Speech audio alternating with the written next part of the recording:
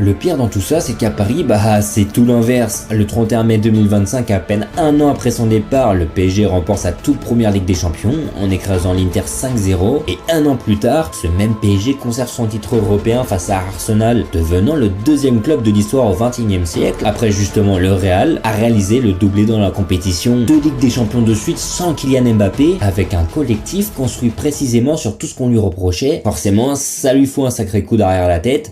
Et même s'il félicitera le PSG sur ses réseaux, au fond, il doit bien avoir le seum, surtout au vu de comment cela s'est terminé avec le club parisien. C'est aussi à ce moment qu'il va pas manquer de se faire vanner, car lorsqu'il était encore au PSG, il avait déclaré « Si je liais mon avenir au PSG, je serais déjà parti très loin ». Une phrase qui ne va pas manquer d'être ressortie après les 2 sacres du club de la capitale. C'est là où on se dit c'est vraiment chaud, car ses débuts étaient rêvés, mais lorsque l'on connaît la suite de sa carrière, c'est une évidence qu'elle n'est pas à la hauteur de son talent, sachant que son pote de toujours, avec lequel il est très proche depuis des années, lui remporte tout.